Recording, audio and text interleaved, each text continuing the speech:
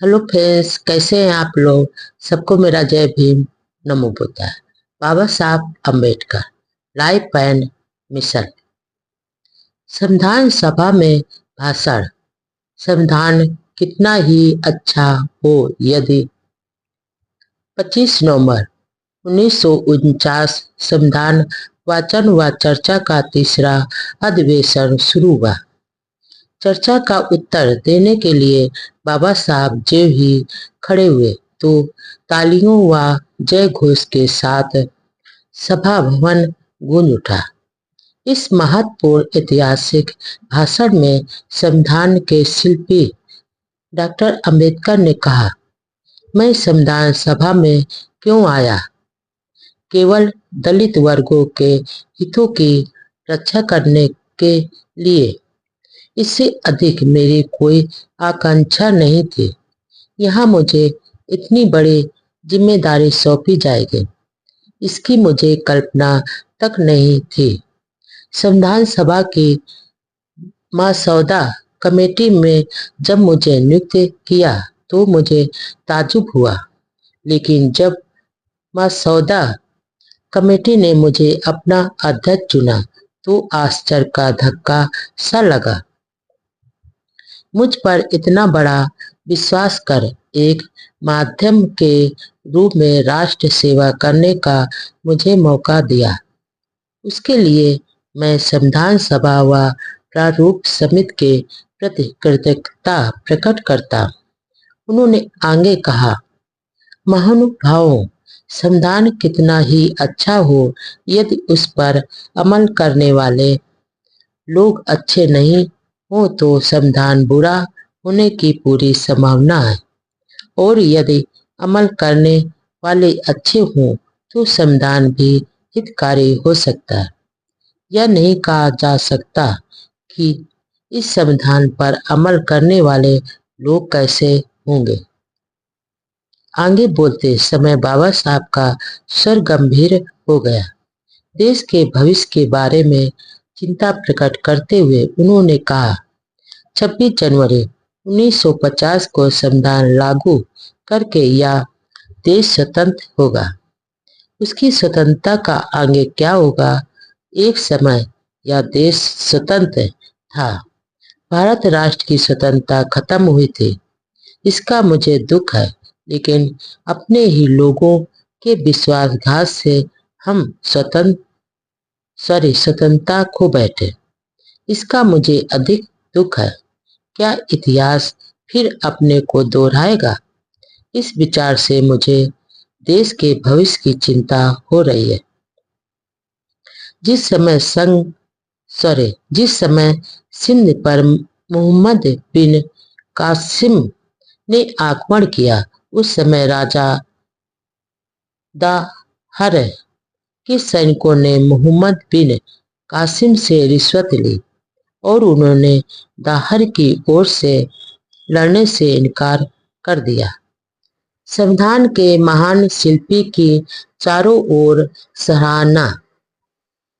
14 नवंबर को संविधान सभा ने संविधान का तीसरा वाचन शुरू किया। उस दिन बाबा साहब ने संविधान सभा के सदस्यों के समक्ष प्रस्ताव रखा कि संविधान जैसा संशोधित रूप में पेश किया गया है उसे मंजूर कर दिया जाए। डॉक्टर अंबेडकर के भाषण से पहले मुनि स्वामी पिल्लो ने तिरुपन लवार जैसे महान समाज सुधारक की बराबरी करते हुए कहा कि दलित समाज में डॉक्टर अंबेडकर जैसे महान सपूत ने जन्म लेकर यह दिखा दिया कि यह समाज भी सर्वोच्च शिखर पर पहुंच सकता है और विश्व की सेवा कर सकता है। पंडित ठाकुरदास भार्गव ने डॉक्टर अंबेडकर को कांग्रेस में प्रवेश करने तथा अखिल राष्ट्र नेता होने का आह्वान किया। अब कांग्रेस जनों में उनके प्रति काफी आदर पैदा हुआ। सभी सदस्यों को संविधान सर्वोत्तम लगा।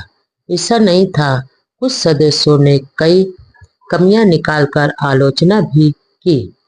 एक ने कहा कि इसमें राज्यों को नगर पालिकाओं की पदवी तक सीमित कर दिया। एक अन्य सदस्य ने कहा कि संविधान निर्माता ने गांधी जी के विवेक केंद्रीकरण के सिद्धांत को त्याग दिया है। तीसरे सदस्य ने खेद जताया कि संविधान में गोवध पर प्रतिबंध नहीं लगाया गया। कुछ सदस्यों ने यह कहकर आलोचना की कि यह दुनिया के अन्य देशों के संविधानों को मिलाकर लिखा गया है। कुछ लोगों का कहना था कि हालांकि संविधान एक बेहतरीन दस्तावेज बन गया है, लेकिन गांधी जी की सामाजिक व आर्थिक परिकल्पना को व्यवहार में नहीं लाता। बाबा साहब को पहले से ही पता था कि इस तरह के आरोप लगेंगे, इसलिए उन्होंने हर आरोप का तथ्यों व तर्कों के साथ जवाब भी दिया। 18 दिसंबर 1948 को बंबई आए और शेड्यूल कास्ट एसोसिएशन के कार्यकर्ताओं को संबोधित किया। 15 दिसंबर को मनमाड़ गए। बाद में हैदराबाद व औरंगाबाद गए। बाबा साहब अजंता की बौद्धकालीन गुफाओं को देखकर बहुत प्रसन्न हुए।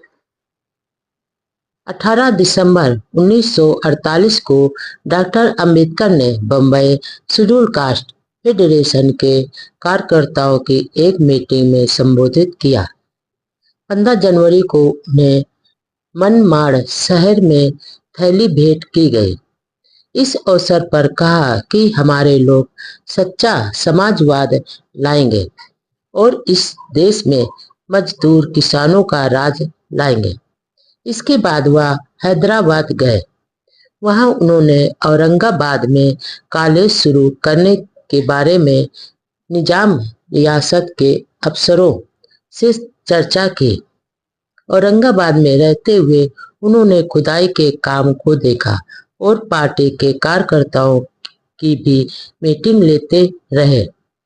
कॉलेज के काम के लिए उन्हें मार्च और मई महीनों में पीपुल एजुकेशन सोसाइटी का कामकाज देखने के लिए बार बार बंबई ही आना पड़ा। संविधान सभा का अधिवेशन 20 मई को शुरू हुआ और 10 जून 1948 को पूरा हो गया। 7 जुलाई को जब वे बंबई आए तो उन्होंने मुंबई मजदूर संघ की चल रही हड़ताल को खत्म करवाने की पूरी कोशिश की। 30 जुलाई से 17 अक्टूबर 1948 तक संविधान सभा का दूसरा अधिवेशन चला। इस दौरान अधिकतर डॉक्टर अंबेडकर खुद ही हर अनुच्छेद को प्रस्तुत करते और विस्तार से उसके महत्व को समझाते। हालांकि उनकी तबीयत खराब ही रहती थी, फिर भी संविधान के कामकाज में अपनी लगन व मेहनत को कम नहीं होने दिया।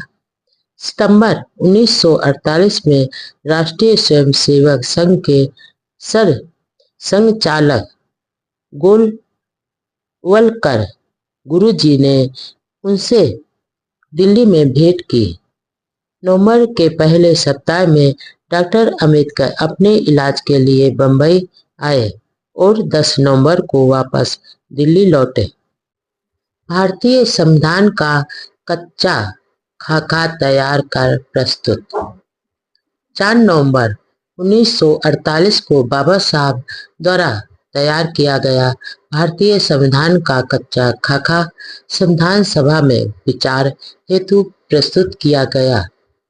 उसमें 8 परिशिष्ट व 315 अनुच्छेद धाराएं थे। अधिकतर सदस्यों ने अंबेडकर की मेहनत, लगन व विद्वता की प्रशंसा की। अपने भाषण में उन्होंने बहुत विस्तार से संविधान के बारे में बताया। भाषण के अंत में उन्होंने कहा, कोई भी संविधान पूर्ण नहीं है। यह संविधान प्रत्यक्ष व्यवहार में लाने योग्य है। यह लचीला है, साथ ही शांति के दिनों में हो या युद्ध के काल में हो, देश को एकता के सूत्र में बांधे रखने के लिए अत्यंत प्रभावशाली और सक्षम है। यदि संविधान की सही प्रकार से पालना नहीं हो पाए और नए संविधान के वजूद परिस्थितियां बिगड़ी तो यह संविधान का दोष नहीं होगा। यह कहना सही नहीं होगा कि संविधान बुरा है, बल्कि इंसान में बसे अवगुणों का दोष है। संविधान कितना ही अच्छा हो, यदि उसको व्यवहार में लाने वाले लोग अच्छे नहीं हो तो संविधान निश्चय ही बुरा साबित होगा। भारत के लोग और उनके पक्ष बर्ताव करेंगे, यह कौन कह सकेगा। संविधान की रूपरेखा पर अगले दिनों में भी चर्चा होती रही। ग्रामीण सरकारें स्थापित करने के सुझाव पर डॉक्टर अंबेडकर ने कहा, ग्राम यानी उस भाग का एक स्थानीय कद का घेरा है। गांव अज्ञान, संकीर्ण मानसिकता और जातिवाद की गुफा है। इसलिए संविधान में ग्राम की बजाय व्यक्ति को इकाई माना, जिसकी मुझे खुशी है। 5 नवंबर 1948 को संविधान निर्माती सभा के अध्यक्ष टी.टी. कृष्णमाचारी ने तहे दिल से बाबा साहब की प्रशंसा की और कहा कि डॉक्टर अंबेडकर ही भारतीय संविधान के मुख्य निर्माता हैं। पंजाब राव देशमुख ने संविधान पर डॉक्टर अंबेडकर के भाषण की प्रशंसा करते हुए कहा कि यदि डॉक्टर अंबेडकर को संविधान लिखने के लिए पूरी छूट दी होती तो शायद यह संविधान अलग तरह का बनता। काजी सैयद कमरुद्दीन ने कहा, देश की भावी पीढ़ियां संविधान के महान शिल्पी के रूप में डॉक्टर अंबेडकर को याद करेगी। संविधान के अनुच्छेदों पर काफी चर्चा होती रही और एक के बाद एक अनुच्छेदों को मंजूर करते गए। 20 नवंबर 1948 को संविधान की 11वीं धारा को मंजूर करते हुए छुआछूत को अपराध घोषित किया गया। मंत्रिमंडल में जगजीवन राम लेबर मिनिस्टर थे। उन दिनों फेडरल पब्लिक सर्विस कमीशन और लेबर मिनिस्ट्री के बीच इस बात पर विचार चल रहा था कि वांछित योग्यता वाली प्रार्थी किसे कहा जाए। दरअसल लेबर विभाग अफसरों की भर्ती करना चाहता था। फाइल को जगजीवन राम ने बाबा साहब के पास भेजी। 29 नवंबर 1948 को उन्होंने अपनी विस्तृत टिप्पणी में लिखा, सेवा आयोग योग्यता के मापदंड तय करते समय अपनी मनमानी नहीं कर सकता, अन्यथा आरक्षित स्थान रखने का उद्देश्य ही खत्म हो जाएगा। टिप्पणी के बाद फाइल को गृह मंत्रालय को भी भेजा गया। आखिर बाबा साहब के प्रयास सफल रहे और 1949 के बाद से फर्स्ट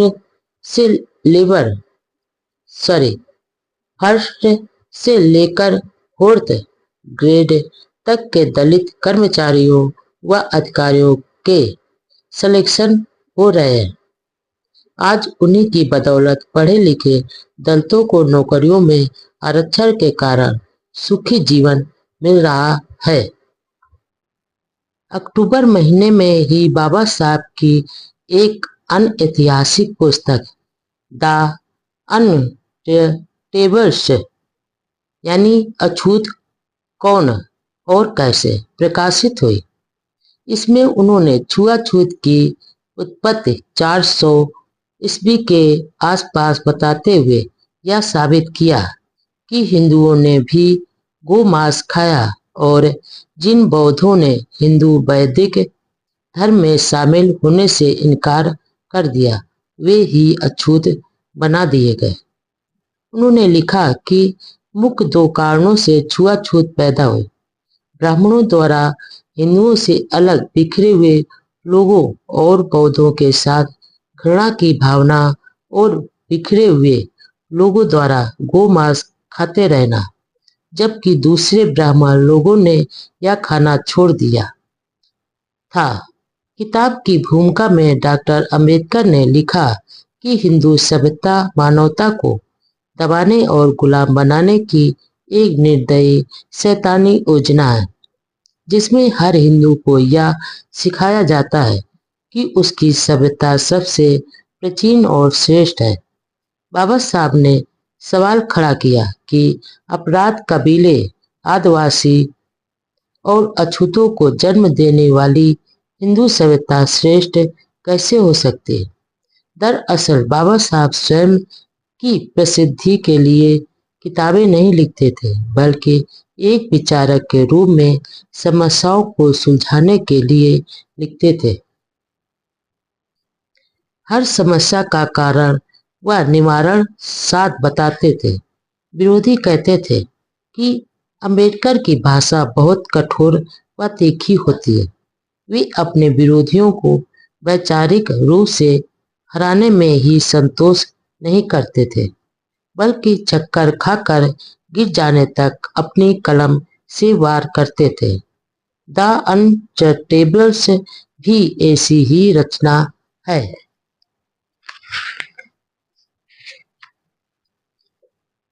इन्हीं दिनों डॉक्टर अंबेडकर ने एम.आर. एडगुजी की पुस्तक सोशल इंश्योरेंस इन इंडिया की प्रस्तावना लिखी थी, जिसमें उन्होंने लिखा कि भारत के लिए यह एक नया विषय है और यदि उपज बीमा योजना शुरू कर ली जाए तो ग्रामीण जनता की दरिद्रता दूर करने और अकाल में उन्हें राहत पहुंचाने में इस योजना से बहुत लाभ होगा। 14 अक्टूबर 1948 को भाषाई राज्यों की मांग पर विचार करने के लिए बने एक आयोग के समक्ष प्रस्तुत किए गए अपने ज्ञापन में कहा, भाषाई राज बनाने में कोई खतरा नहीं है। खतरा तो भाषा की राज बनाकर हर राज्य की सरकारी राजभाषा बनाने में है। किसी प्रांत की भाषा को राजभाषा बनाने का प्रांतीय राष्ट्रवाद बन जाएगा। हर राज्य की सरकारी राजसभा प्रांतीय भाषा होने पर भारत एक संघ रहने की बजाय यूरोप की तरह टुकड़ों में बंट जाएगा। इसलिए सभी राज्यों की हिंदी राष्ट्रभाषा राज व्यवहार की भाषा के रूप में स्वीकार की जाए। अपने ज्ञापन में उन्होंने अपने ढेर सारे तर्कों के आधार पर यह मांग की कि बम्बई शहर को महाराष्ट्र में मिलाया जाना चाहिए। इससे महाराष्ट्र मजबूत होगा। उन्होंने कलकत्ता शहर का उदाहरण देते हुए कहा कि कलकत्ता का व्यापार उद्योग सभी गैर बंगालियों के कब्जे में है और बंगाली तो अल्पसंख्यक है, लेकिन कलकत्ता बंगाल का हिस्सा और होना भी चाहिए। इसलिए बम्बई को भी महाराष्ट्र में मिलाया जाना चाहिए। आर्थिक प्रगति के साथ राजनीतिक सत्ता पर काबिज होने का आह्वान। 25 अप्रैल 1948 को लखनऊ में Uttar Pradesh schedule caste federation के सालाना सम्मेलन में बाबा साहब ने अपने भाषण में कहा, राजशक्ति ही सामाजिक उन्नति की कुंजी है। इसलिए अनुसूचित जातियों को चाहिए कि वे अपनी प्रगति के लिए संगठित हों और सत्ता पर काबिज हों। ऐसे में कांग्रेस व समाजवादी पार्टियों के बीच सत्ता का संतुलन निर्माण में ही उनका कल्याण होगा। उन्होंने आगे कहा, कांग्रेस जलता हुआ एक मकान है और उन्हें कोई ताज्जुब नहीं होगा यदि यह कुछ वर्षों में नष्ट हो जाए। मैं केंद्र सरकार में शामिल हुआ हूँ, कांग्रेस में नहीं। मैं वहां रहूंगा, लेकिन पत्थर की तरह रहूंगा। घुलूंगा नहीं, लेकिन यदि आप उसमें जाओगे तो मिट्टी के ढेले की तरह गलकर घुल मिल जाओगे। इसलिए कांग्रेस से दूर रहो और अपना संगठन मजबूत बनाओ। बाबा साहब के इस भाषण से कांग्रेस में तहलका मच गया। नेहरू व पटेल से तीखी बातचीत भी हुई तो अंबेडकर ने यहाँ तक कह दिया कि यदि मेरे भाषण से कोई परेशानी हुई तो मैं त्याग पत्र देने को तैयार हूँ। उन्होंने दूसरे दिन यह भी कहा कि मैं मंत्रिमंडल में बिना शर्त शामिल हुआ था और सिर्फ विरोध करना मैं बहुत खराब मानता हूँ। मंत्रिमंडल में इसलिए शामिल हुआ था कि वहां जाकर अनुसूचित जातियों की सेवा कर सकूंगा। बात यहीं तक नहीं रुकी। बाबा साहब का यह भाषण प्रधानमंत्री नेहरू को बहुत अखरा और अंबेडकर को कड़ा नोटिस भी दिया। 27 अप्रैल 1948 को डॉक्टर अंबेडकर को लिखे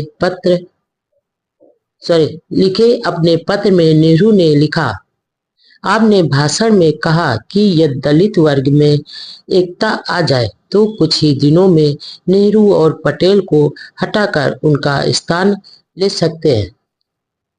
नेहरू के पत्र के 2 दिन बाद पटेल ने भी अंबेडकर को नाराजगी भरा पत्र लिखा। इस संबंध में नेहरू, पटेल और अंबेडकर के बीच कई पत्रों द्वारा आरोप व स्पष्टीकरण का सिलसिला चला, जिसमें उन्होंने कहा कि उनके भाषण में दिए बयान को तोड़ मरोड़ कर छापा गया है। आखिर 1 मई 1948 को अंबेडकर ने नेहरू को पत्र लिखा, मैं इस बात को स्वीकार करता हूँ कि मेरे भाषण से जनता के मन में ऐसे विचार पैदा हो सकते हैं जैसा आपने लिखा, लेकिन मुझे उम्मीद है कि इस बारे में प्रेस को दिए बयान से वह बात स्पष्ट हो जाएगी। यदि आप समझते हैं कि मेरे प्रेस स्टेटमेंट के बावजूद आपकी या कांग्रेस की दशा खराब हुई है तो इस परेशानी को दूर करने का एक ही तरीका है कि मैं वित्त मंत्री पद से त्याग पत्र दे दूं। आप अच्छी तरह जानते हैं कि मेरे लिए राजनीति कोई खेल नहीं है। मेरे लिए यह एक मिशन है। मैंने अपना सारा जीवन अनुसूचित जातियों के कल्याण के लिए बिताया है और उनकी दशा सुधारने के लिए मैंने अपने भविष्य का बलिदान किया है। आप द्वारा मंत्रिमंडल में शामिल होने के निमंत्रण के लिए मैं आपका कृतज्ञ हूँ। मैं यह भी जानता हूँ कि मंत्रिमंडल में शामिल होने से कुछ बंधन या सीमाएं लागू हो जाते हैं, लेकिन उन सीमाओं को मानते हुए भी मैं अपने गरीब शोषित लोगों को उनकी मुक्ति का सर्वोत्तम मार्ग बताना अपना अधिकार समझता हूँ और उस फर्ज व अधिकार को किसी भी दशा में त्याग नहीं सकता। डॉक्टर अंबेडकर के इस जवाब को पढ़कर नेहरू व पटेल दोनों संतुष्ट व चुप हो गए और मामला आगे नहीं बढ़ा। विवाह का दिन तय हो जाने पर डॉक्टर शारदा कबीर अपने भाई के साथ हवाई जहाज द्वारा बम्बई से दिल्ली पहुंचे। 15 अप्रैल 1948 को सुबह बाबा साहब के निवास हार्डिंग एन्यू में गिने चुने 16 मित्रों की मौजूदगी में डॉक्टर अंबेडकर व डॉक्टर शारदा कबीर का विवाह संपन्न हुआ। उस समय बाबा साहब की उम्र 56 वर्ष व डॉक्टर शारदा 40 वर्ष की थी। यह विवाह सिविल मैरिज के नियमानुसार संपन्न हुआ। विवाह के बाद डॉक्टर शारदा कबीर का नाम डॉक्टर सविता अंबेडकर रखा गया। विवाह के बाद बाबा साहब ने दोपहर को एक छोटी दावत दी। विवाह के बारे में न्यूयॉर्क टाइम्स अखबार ने लिखा कि किसी बड़ी रियासत के राजा महाराजा की किसी साधारण महिला के साथ विवाह से भी कई गुना ज्यादा महत्वपूर्ण व विशेष यह विवाह था। विवाह तो हो गया, दिन महीने और साल बीते, लेकिन डॉक्टर अंबेडकर ने विवाह के बाद जैसे पारिवारिक, सामाजिक व वैचारिक उद्देश्यों के सपने सजोए थे, वे पूरे नहीं हो पाए। उनके सहयोगियों व मित्रों का कहना था कि इस विवाह के बाद बाबा साहब को मानसिक परेशानियों और पारिवारिक अशांति का दर्द झेलना पड़ा। उन्होंने सोचा था कि शादी के बाद डॉक्टर सविता उनकी देखभाल के साथ आदर्श पत्नी बनेगी, उनके सामाजिक आंदोलनों की भागीदार बनेगी, परिवार के सदस्यों के अलावा घर पर आने वाले गरीबों व सामाजिक कार्यकर्ताओं का भी आदर सत्कार करेगी। लेकिन ऐसा होने की बजाय इसका ठीक उल्टा घटित हो गया। सामान्यतः बाबा साहब पारिवारिक अशांति का न कहीं जिक्र करते थे और न ही चेहरे पर ऐसे भाव प्रकट होने देते थे, लेकिन उनके मित्र, रात दिन साथ रहने वालों, नौकर, निजी सचिव व परिवार के सदस्य तो अंदर की सारी बातें अच्छी तरह जानते थे। यह सब देखकर सभी लोग बहुत दुखी रहते थे। सभी का कहना था कि डॉक्टर सविता ने बाबा साहब की विश्व प्रसिद्ध ख्याति, मंत्री पद, सुख सुविधाएं आदि देखकर शादी की थी ताकि स्वयं भी उसमें शामिल हो सके। लेकिन बाबा साहब ने जैसा सोचा था वैसा दंपत्ति पारिवारिक व मानसिक सुख देने की बजाय परिवार व कोठी में कलह को बढ़ाया। दिल्ली स्थित बड़े सरकारी बंगले के परिसर में बने कमरों में स्टाफ के माली, चौकीदार, रसोइया आदि रहते थे। बाबा साहब देर रात तक लिखते पढ़ते रहते थे। उन दिनों उनके पैरों में दर्द भी बहुत रहता था, तो स्टाफ के अलावा कुछ अनुयायी बाहर से आकर बाबा साहब के पैर दबाते थे, दर्द के मारे कराहते थे, तो कुछ लोग गर्म सेक करते थे। वे भी बाबा साहब के साथ रात भर जाकर सेवा करते थे। इसके अलावा सामाजिक व धार्मिक क्षेत्र के लोग व सहयोगी भी आते जाते रहते थे। कहा जाता था कि उनके साथ माई जी यानी माई साहब डॉक्टर सविता का व्यवहार बहुत खराब रहता था। वह कुछ को तो कोठी पर आने की नहीं देती थी। डॉक्टर अंबेडकर के बंगले पर महाराष्ट्र का एक महार गरीब अनाथ लड़का सुदामा भी रहता था। उसकी माता का निधन हो चुका था और पिता ने मरने से पहले बेटे को बाबा साहब को सौंप कर गए थे। उस गरीब मेहनती रसोइये को भी माई जी खूब डांटते थे। बाबा साहब के घर आने वाले मित्रों के साथ भी डॉक्टर सविता का व्यवहार अच्छा नहीं रहता था। बाबा साहब समंजस बैठाने की भरकस कोशिश करते थे, लेकिन दोनों के बीच घनिष्ठता बढ़ने की बजाय दूरियां बढ़ती गई। आखिर गले तक भर जाने के बाद एक दिन बाबा साहब ने डॉक्टर सविता को कह ही दिया, मेरे दफ्तर या संसद में जाने के बाद तुम सारा दिन कार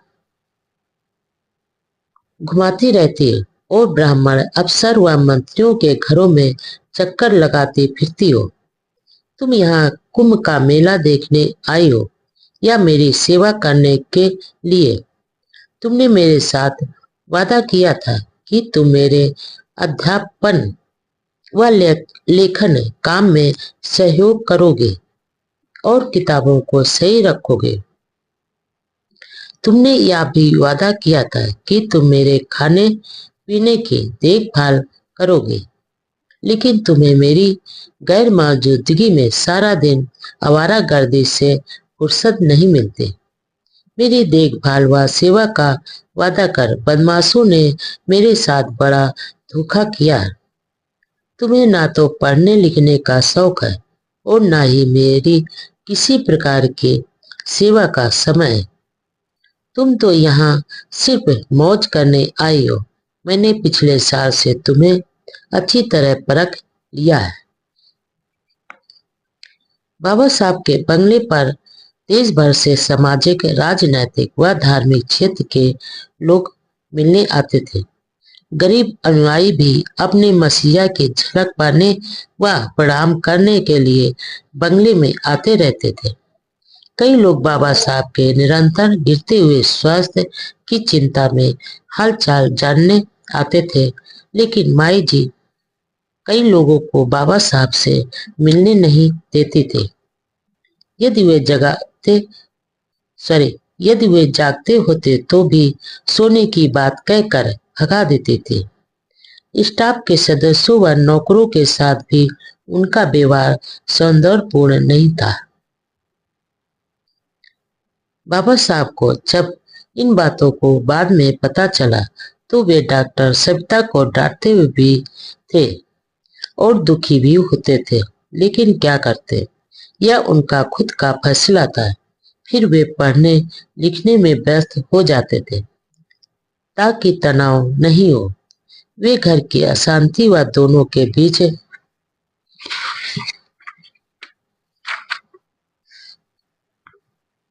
बढ़ती दूरियों की चर्चा बाहर तो दूर परिवार व मित्रों को भी नहीं करते थे, लेकिन अध्ययन व सामाजिक व्यस्तता के द्वारा वह मानसिक शांति बनाने की पूरी कोशिश करते थे। डायबिटीज के कारण उनका स्वास्थ्य बहुत खराब हो गया था। कमजोरी के बावजूद वह घर पर लेटे रहने की बजाय बाहर कार्यक्रमों में भाग लेते थे, संसद में भी जाते रहते थे और अपने दैनिक काम समय पर पूरे करते थे। पैरों की भयंकर पीड़ा में भी वह लिखने पढ़ने से नहीं चूकते थे। हर वक्त सक्रिय नजर आते थे और चेहरे की चमक तो हर समय बनी ही रहती थी। दूसरे विवाह के बारे में जैसा उन्होंने सोचा था वैसा हो नहीं पाया। इससे वह मन ही मन दुखी रहते थे, लेकिन अछूतों के उद्धार व देश की खुशहाली का उनका सपना बहुत बड़ा था और इसी महान लक्ष्य को हासिल करने की दिशा में वे दिन रात डूबे रहते थे। डॉक्टर अंबेडकर का डॉक्टर शारदा कबीर के साथ दूसरा विवाह।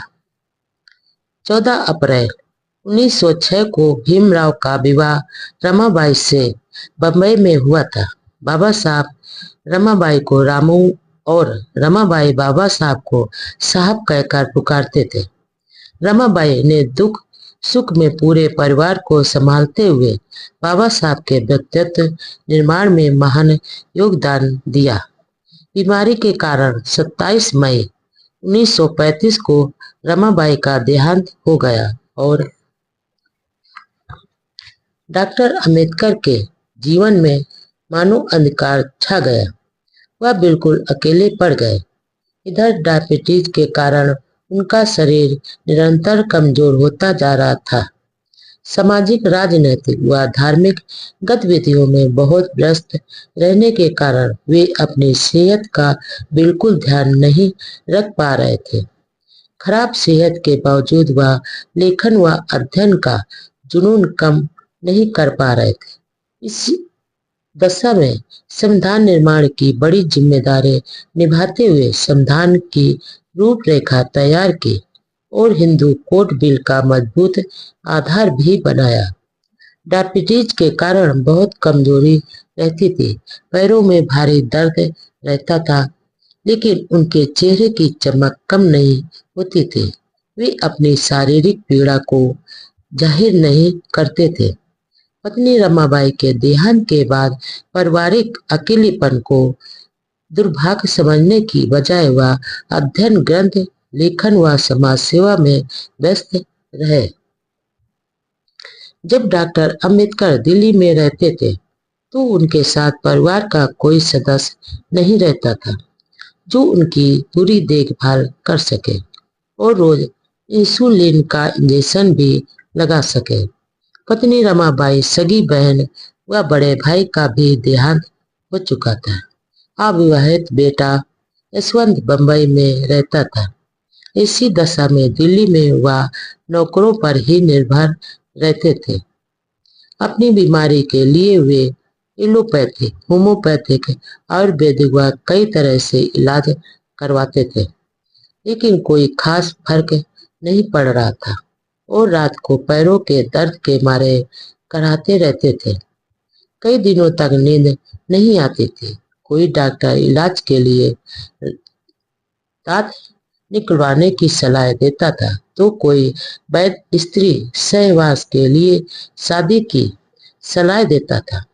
एक बार तो ऐसी सलाह पर उन्होंने एक वैद्य को बगले से ही भगा दिया। दिल्ली में उन्होंने काफी इलाज करवाया।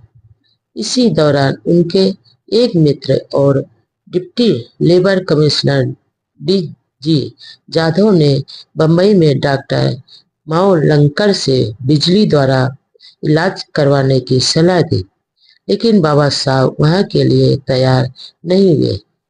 आखिर एक दिन उन्हें राजी कर बंबई लाया गया। डॉक्टर मावलंकर की क्लिनिक में डॉक्टर अंबेडकर के चमकीले व मजबूत दांत उखाड़ दिए और सप्ताह भर तक बिजली से इलाज चलता रहा। वहां उनका इलाज तो नहीं हो पाया, लेकिन वहां सेवारत अविवाहित 40 वर्षीय डॉक्टर शारदा कबीर से विवाह करवाने की कुछ व्यक्तियों की साजिश में वह फंस गए। दरअसल बाबा साहब बहुत ही सरल स्वभाव के थे, इसी कारण वह इस जाल में फंस गए। डॉक्टर शारदा कबीर क्लिनिक में ही डॉक्टर थे और डॉक्टर अंबेडकर की देखभाल व इंसुलिन का इंजेक्शन लगाते थे। डॉक्टर मावलंकर व अन्य ने वह पूरी योजना के साथ डॉक्टर अंबेडकर के मन में यह बात जचवा दी कि यदि वे किसी डॉक्टर महिला से विवाह कर ले तो सारी समस्याओं का समाधान हो जाएगा, क्योंकि इस उम्र में और ऐसी बीमारी में उनकी पूरी देखभाल जरूरी है। इसके लिए डॉक्टर मावलंकर ने उन्हीं की सहयोगी डॉक्टर शारदा कबीर का नाम सुझाया तो सप्ताह भर से डॉक्टर अंबेडकर की चिकित्सा व सेवा में थी। स्वयं बाबा साहब भी अपनी बीमारी की पीड़ा में हमारी शारदा कबीर की सेवा से प्रभावित हुए थे। दरअसल वहाँ भोजन बाहर से आता था, लेकिन डॉक्टर अंबेडकर को यह कहा जाता था कि डॉक्टर शारदा खुद यह भोजन तैयार कर डॉक्टर अंबेडकर के लिए लाती है। बाबा साहब ने विचार किया कि यह मेडिकल सेवा के साथ कुशल गृहिणी भी बन सकती है जो उनके खान पान का ध्यान रखेगी। दरअसल बाबा साहब डायबिटीज व पैरों में न्यूरोटॉपिक दर्द से काफी परेशान रहते थे, जिसकी कभी कभी अपने सहयोगियों को लिखे पत्रों में जाहिर करते थे।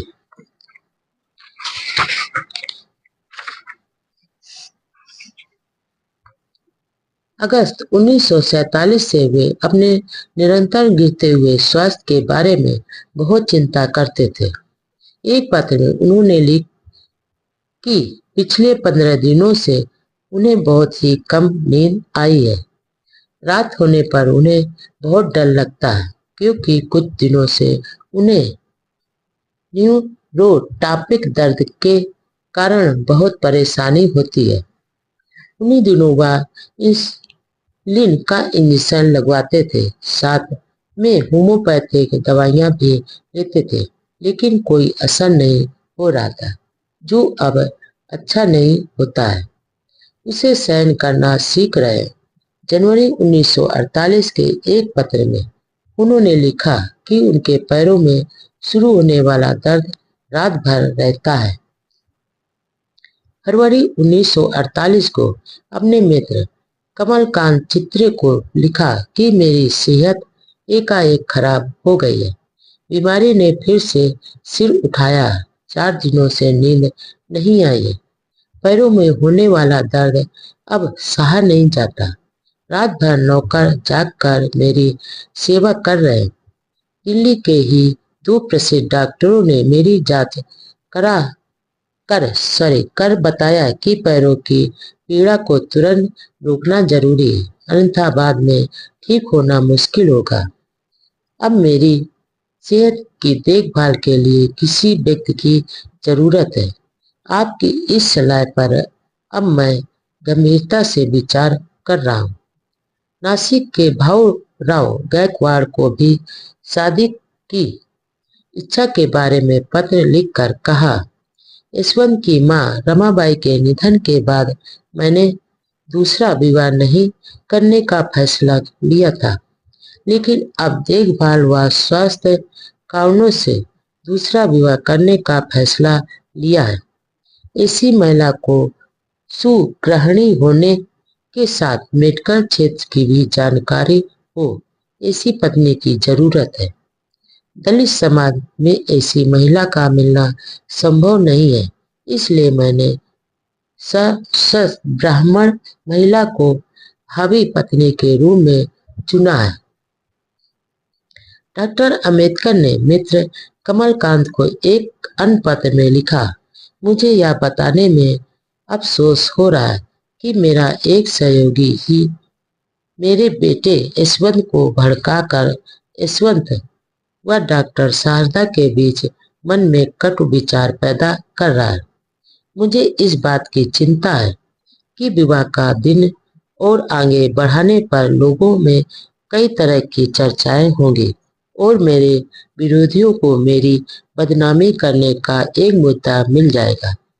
इसलिए मैंने 15 अप्रैल को विवाह करने का तय किया है। कमलकांत को इस विवाह अवसर पर दिल्ली में मौजूद रहने का अनुरोध करते हुए डॉक्टर अंबेडकर ने आगे लिखा, मुझे ऐसा नहीं लग रहा है कि समय की जरूरत के अनुसार विवाह का फैसला कर मैं कोई गुनाह कर रहा हूँ। परिवार में मुझसे शिकायत करने के लिए मैंने किसी के लिए कोई अवसर नहीं छोड़ा। बेटे यशवंत को भी नहीं। यशवंत को मैंने आज तक लगभग 30,000 रुपये दिए और लगभग 80,000 रुपये का एक मकान भी दिया है। मेरा विश्वास है कि किसी भी पिता को अपने बेटे के लिए जो भी करना संभव होगा, उससे भी ज्यादा मैंने अपने बेटे के लिए किया है। वह महान पुरुष पत्नी रमाबाई के 1935 में निधन के बाद 1947 तक अकेला ही समाज को जागृत करने में लगा रहा। दूसरी शादी के बारे में तो कभी सोचा भी नहीं था। रमाबाई को बिछुड़े 14 साल हो गए थे। बाबा साहब तो अकेले ही पढ़ने लिखने में व्यस्त रहे। कहावत है कि महान लोगों की महान बातें होती हैं। कभी कभी वे भी ऐसा फैसला ले लेते हैं जिसके बारे में एक साधारण जन भी टिप्पणी कर विरोध कर लेता है। कुछ डॉक्टरों ने सलाह दे रखी थी कि घर में यदि कोई डॉक्टर महिला हो तो उनका जीवन सुखमय कर सकता है। वक्त की मांग के अनुसार उन्हें भी यह बात जच गई और मार्च 1948 में उन्होंने डॉक्टर शारदा कबीर से विवाह करने का तय किया, लेकिन बाबा साहब के मित्रगण व अनुयायी डॉक्टर शारदा से विवाह के पक्ष में नहीं थे। एक तो ब्राह्मण और दूसरा उसकी उम्र भी ढल चुकी थी। उनके बारे में मित्रों की धारणाएं भी पक्ष में नहीं थी। क्लिनिक में उनके द्वारा बाबा साहब की सेवा मन से नहीं थी। इस फैसले से बेटा यशवंत भी नाराज हुआ, लेकिन बाबा साहब ने मन पक्का कर लिया था। यही नहीं, शारदा का एक पुराना फोटो भी घर के विश्राम कक्ष में लगा दिया। बम्बई से शारदा के फोन भी खूब आने लगे। दोनों के बीच पत्र व्यवहार भी काफी चला। धीरे धीरे डॉक्टर अंबेडकर डॉक्टर शारदा की ओर अधिक आकर्षित भी होने लगे। उन्हें आभास हुआ कि उनके शारीरिक कष्ट व पारिवारिक अकेलेपन उसके घर में आने से दूर हो जाएंगे और उनकी पूरी देखभाल होगी। वैसे भी उनकी देखभाल का सवाल बहुत बड़ा था, जो हकीकत भी थी। इसके लिए पहले गायकवाड़ ने सुझाव दिया था कि वे अपनी साली शांता को सेवा के लिए घर में रख सकते हैं। वह पढ़ी लिखी अविवाहित महिला ही महार जात की थी, लेकिन बाबा साहब ने यह कहकर मना कर दिया कि लोग मुझे बदनाम कर देंगे। लोग कहेंगे कि डॉक्टर अंबेडकर ने रखेल को रख लिया है। फिर गायकवाड़ ने उस महिला से शादी करने का प्रस्ताव भी रखा था। इस पर उन्होंने कहा कि वे उस लड़की से कैसे शादी कर सकते जो उन्हें बाबा साहब कहकर सम्मान से संबोधित करती है।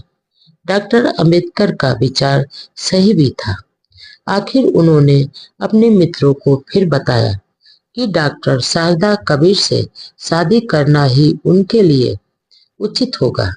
उन्हें पक्का भरोसा हो गया कि डॉक्टर शारदा की चिकित्सा देखभाल से वे अपने निरंतर गिरते स्वास्थ्य से उभर जाएंगे। फिर वह खाना बनाने में भी कुशल है, इसलिए एक सुगृहिणी भी साबित हो गई। एक दिन उन्होंने विवाह करने की सहमति के तौर पर एक साड़ी खरीदकर डॉक्टर शारदा को दे भी आए। दूसरे विवाह के इस फैसले से महाराष्ट्र में माहौल तनावपूर्ण हो गया। खास तौर से ब्राह्मणों ने विरोध किया। उन्हें यह मंजूर नहीं था कि एक उच्च कुल सशस्त्र ब्राह्मण की महिला सूद से विवाह करे। हिंदू धर्म के सिद्धांतों के भी यह खिलाफ था। महाराष्ट्र के ब्राह्मणों ने विरोध करते हुए तत्कालीन गृह मंत्री सरदार पटेल को तार भेजकर आग्रह किया कि वे इस अशुभ विवाह को रुकवाएं। इसके अलावा कई संस्थाओं द्वारा गृह मंत्री को इस तरह के तार भिजवाए गए। यही नहीं, विरोधियों ने इस मुद्दे को अखबारों में उछालकर विवाह रुकवाने का प्रयास किया। सरदार पटेल के सामने बड़ी उलझन भरी स्थिति थी, क्योंकि आखिर यह तो व्यक्तियों का निजी मामला था। उन्होंने पत्र द्वारा सारे हालात से अवगत कराते हुए पत्र के आखिर में लिखा, how can I stop such nonsense, यानी मैं ऐसी गैर मतलबी बात को कैसे रोक सकता। देश भर से रूढ़वादी लोगों द्वारा जाति धर्म के आधार पर इस विवाह को रुकवाने के प्रयास सफल नहीं हो पाए। वैसे इससे पहले एक अन्य सुशिक्षित सुशील सुंदर ब्राह्मण महिला ने भी डॉक्टर भीमराव से प्रभावित होकर शादी का प्रस्ताव रखा था, लेकिन अपने मिशन में व्यस्त भीम ने भी नम्रता से मना कर दिया था।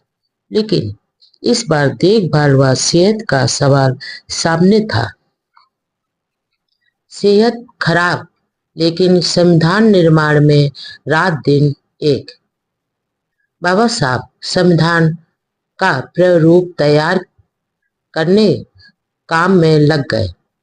वैसे तो संविधान ड्राफ्टिंग कमेटी के 7 सदस्य थे। वास्तविकता यह थी, लेकिन भारतीय संविधान का प्रारूप तैयार करने का महत्वपूर्ण और देशभक्ति का यह महान कार्य अकेले डॉक्टर अंबेडकर द्वारा किया गया। अपने निरंतर गिरते स्वास्थ्य की चिंता नहीं करते हुए दिन रात संविधान लिखते के काम में जुटे रहे। आखिर उन्हें संविधान निर्माता, संविधान शिल्पी या संविधान रचयिता क्यों कहा जाता है? इस संबंध में 5 नवंबर 1948 को संविधान निर्माती सभा के अध्यक्ष टीटी कृष्णामाचारी ने बाबा साहब की महानता का आभार जताते हुए भाषण दिया, जिसमें कहा, डॉक्टर अंबेडकर ही भारतीय संविधान के मुख्य निर्माता हैं। प्रारूप समिति के 7 सदस्यों में से एक का निधन हो गया, लेकिन उनके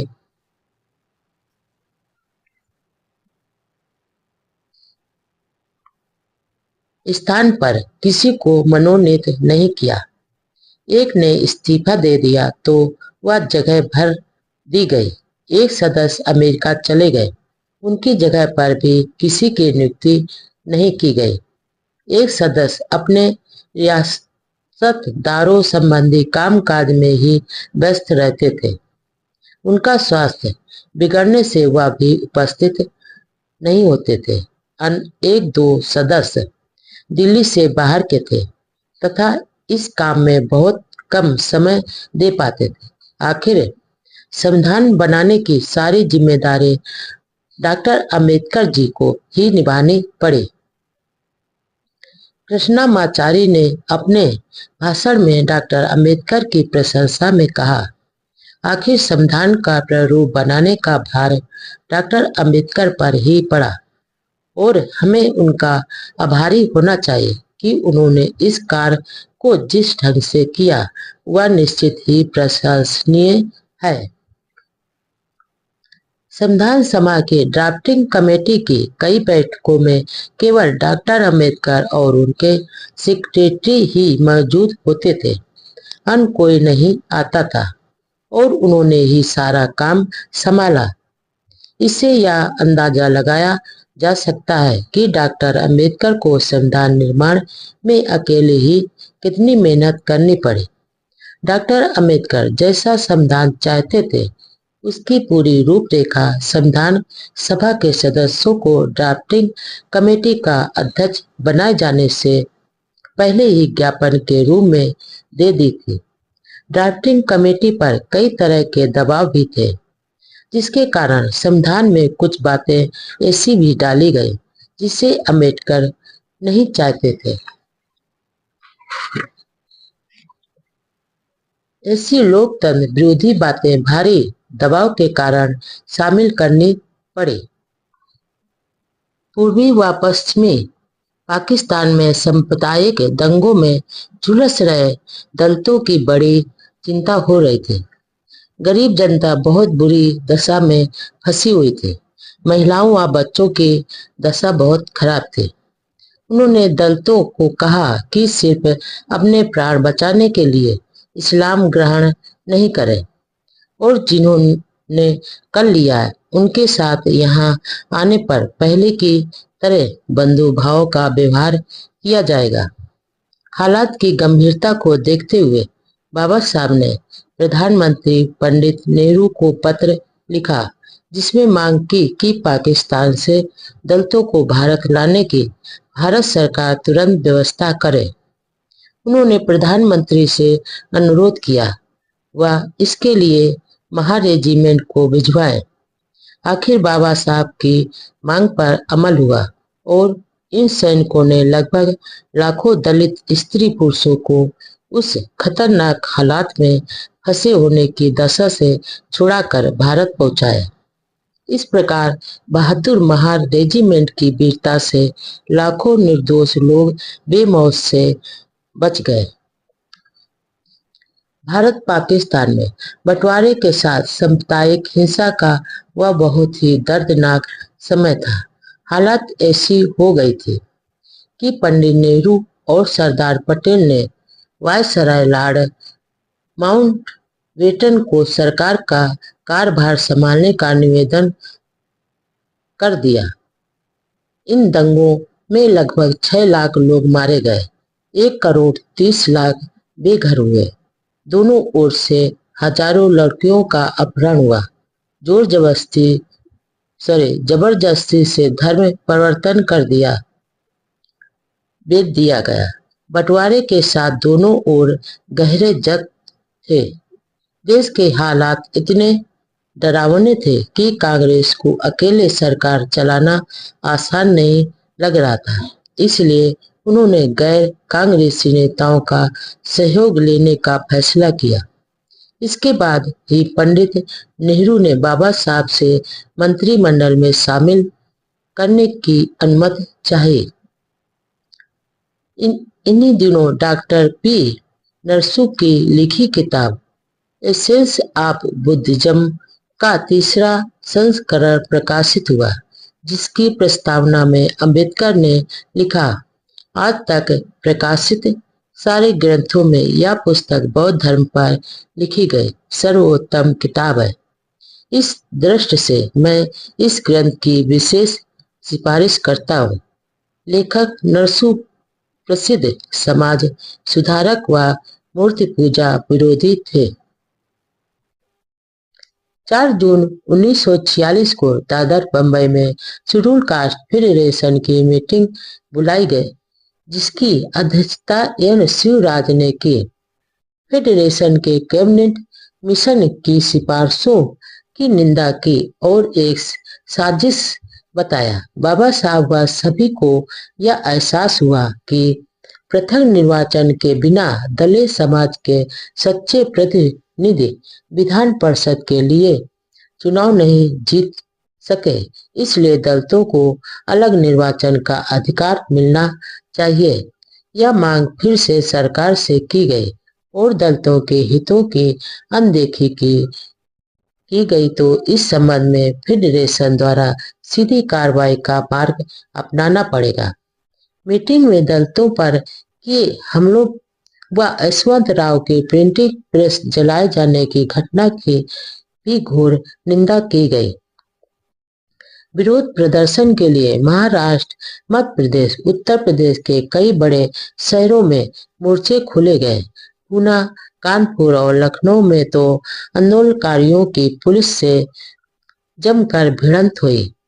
दलित आंदोलनकारियों ने सभाओं और प्रदर्शनों पर लगाई गई रोक को तोड़कर हजारों की संख्या में गिरफ्तारियां दी। गांधी जी के हरिजन सेवक संघ ने जवाबी मोर्चा निकालने की धमकी दी।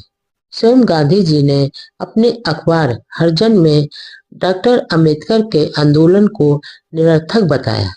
कांग्रेस के नेताओं ने भी डॉक्टर अंबेडकर के शेड्यूल कास्ट फेडरेशन के आंदोलन की खूब आलोचना की, लेकिन इसके बावजूद भी शांतिपूर्ण सत्याग्रह जारी रहा। काम चलाओ सरकार की घोषणा। ब्रिटिश मिशन ब्रिटेन लौट गया। उधर वायसराय को कैबिनेट मिशन के लिए फैसलों के अनुसार अस्थायी काम चलाओ सरकार का गठन करना था। इस कारण डॉक्टर अंबेडकर तथा वायसराय ने एग्जीक्यूटिव काउंसिल के सदस्यों से जून के तीसरे सप्ताह 1946 में विदा ली। डॉक्टर अंबेडकर को इस विदाई समारोह में बंबई से दिल्ली जाना पड़ा। डॉक्टर अंबेडकर ने लेबर मेंबर के रूप में सरकार तथा मजदूरों के कल्याण के लिए सराहनीय काम किया था। मजदूरों के जीवन स्तर में सुधार के लिए कई फैसले लिए जो आज भी मजदूरों के लिए वरदान साबित हो रहे हैं। महिला मजदूरों के लिए किए फैसलों के कारण भी बाबा साहब अमर हैं। लेबर के अलावा वह पीडब्ल्यूडी विभाग में देखते थे। देश में कई एयरपोर्ट उन्हीं के मार्गदर्शक में बने। उनकी कार्य क्षमता को देखकर भारत के तत्कालीन सेनापति ने अचंभा व्यक्त किया था। बाढ़ से होने वाले तबाही को रोकने के लिए कई बड़े बांध भी बनवाए। इन सभी कार्यों की वायसराय ने खुले दिल से डॉक्टर अंबेडकर की प्रशंसा की। 25 जून को जब डॉक्टर अंबेडकर बंबई वापस लौटे तो बॉम्बे सेंट्रल रेलवे स्टेशन पर उनका भव्य स्वागत किया गया। वहां उन्होंने संघर्ष तेज करने का आह्वान करते हुए कहा कि अपने अधिकारों के खिलाफ जो साजिश चल रही उसे नाकाम करने के लिए प्राणों की बाजी लगाकर ही शांतिपूर्ण संघर्ष जारी रखना है। नए जोश के साथ दलितों को आह्वान किया कि अपने संगठित संघर्ष से सरकार को अपने संकल्प को बता दे, क्योंकि समाज सरकारी सेवाओं व सरकार में आपके अस्तित्व के लिए खतरा बढ़ता जा रहा है। 29 जून 1946 को वायसराय ने काम चलाओ सरकार की घोषणा की और इस घोषणा के साथ ही ब्रिटिश मिशन इंग्लैंड लौट गया। आगे का काम वायसराय ने संभाला। हिंदू मुस्लिम समान प्रतिनिधित्व के आधार पर अंतकालीन सरकार में कुल 14 सदस्य थे, जिनमें 5 कांग्रेसी सवर्ण हिंदू, 1 कांग्रेसी दलित, 5 मुस्लिम और फारसी सिख ईसाई। इनका एक एक प्रतिनिधि या एक बेहिसाब का प्रतिनिधित्व था। हिंदू मुस्लिम मतभेदों के कारण मुस्लिम लीग ने अंतकालीन सरकार संबंधी योजना को स्वीकार नहीं किया और 29 जून को काम चलाओ सरकार की घोषणा की। पूना पैक्ट एक बहुत बड़ी साजिश थी।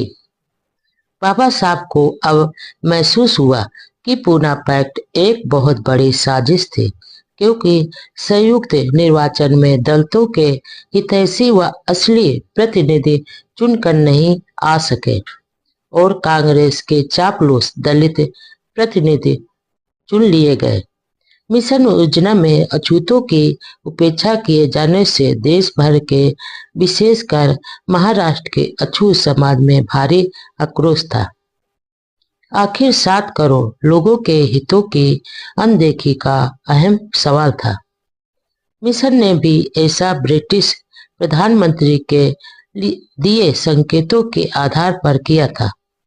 ब्रिटिश प्रधानमंत्री ने कहा था कि अल्पसंख्यक समुदाय को भारत की स्वतंत्रता की राह में वीटो करने का अधिकार नहीं दिया जाए।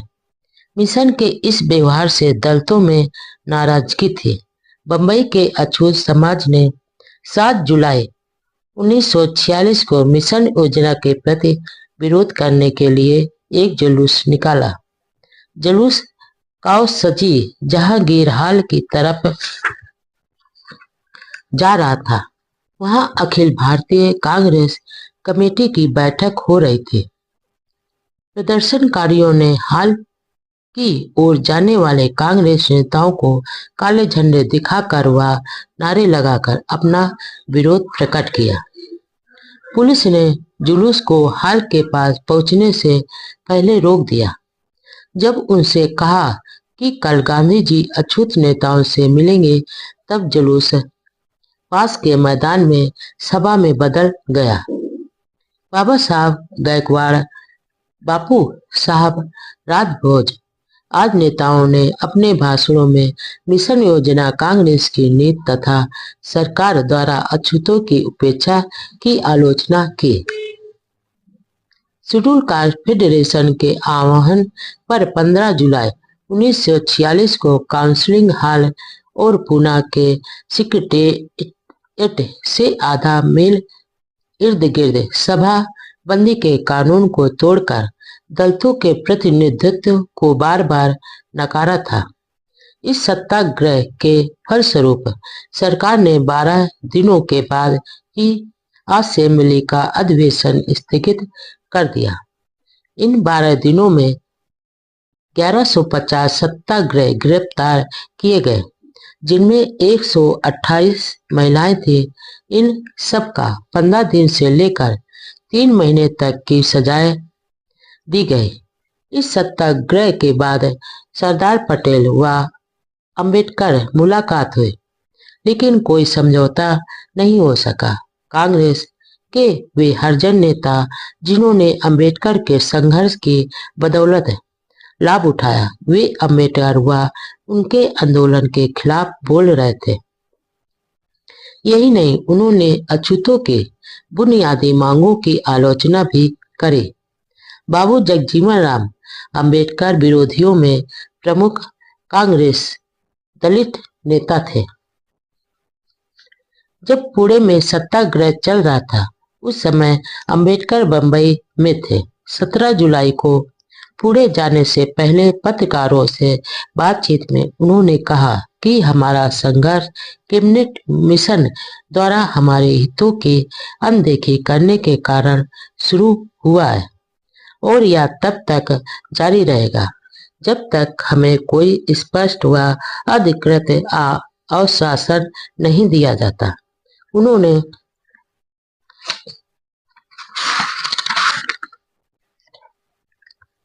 यह भी कहा कि यह जरूरी नहीं है कि हर युद्ध में सेनापति सेना के साथ रहे ही, अवसर आने पर वह भी गिरफ्तारी दे सकते हैं। कांग्रेस तो अंबेडकर के इस कदम तो सरासर गलत बता रहे थे। हरिजन सेवक संघ ने भी अंबेडकर के आंदोलन और लखनऊ में भी शांतिपूर्ण सत्याग्रह शुरू कर दिए गए। संविधान निर्माते सभा में पहुंचे अंबेडकर। कैबिनेट मिशन की योजना के अनुसार प्रादेशिक विधानसभा द्वारा चुने हुए प्रतिनिधि सदस्यों द्वारा संविधान निर्माती सभा का गठन होना था। इसके लिए सदस्यों का चुनाव शुरू हो गए। बाबा साहब ने अपना नोमिनेशन पेपर बंगाल विधान परिषद से दाखिल किया। बंगाल विधान परिषद में कुल 60 प्रतिनिधियों का चुनाव करना था। इनमें 27 समान वर्ग यानी हिंदू और 33 मुस्लिम प्रतिनिधियों का चुनाव करना था। कैबिनेट मिशन द्वारा मुस्लिमों को तो अलग प्रतिनिधित्व दिया, लेकिन अनुसूचित जातियों को हिंदू के साथ जोड़ दिया। 17 जुलाई 1946 को बंगाल विधान परिषद द्वारा संविधान सभा के लिए अपने प्रतिनिधियों का चुनाव करना था। उससे कई दिन पहले बाबा साहब कलकत्ता पहुंच चुके थे। उन दिनों पंजाब के चर्मकार समुदाय के हजारों लोग कलकत्ता में लेदर बिजनेस करते थे, जिनमें काफी लोग आर्थिक दृष्टि से सुदृढ़ स्थिति में थे। वे बाबा साहब के प्रति बहुत सम्मान प्रकट करते थे, इसलिए वे भी बंगाल के दलितों के साथ बाबा साहब को बंगाल से जिताने में जुट गए। बाबा साहब ने वहां कलकत्ता में कई स्थानों पर समाज, राष्ट्र हित व गरीबों के हित में भाषण दिए। कलकत्ता शहर के तिल जिला रोड पर गुरु रविदास मंदिर के प्रांगण में लगातार 2 घंटे तक बहुत प्रभावशाली भाषण दिया। वहां उनको रुपयों की थैली भी भेंट की गई। पंजाबी और बंगाली दलितों के संयुक्त मोर्चे ने तय कर लिया था कि बाबा साहब को हर हालत में जिताकर संविधान सभा में भेजना है।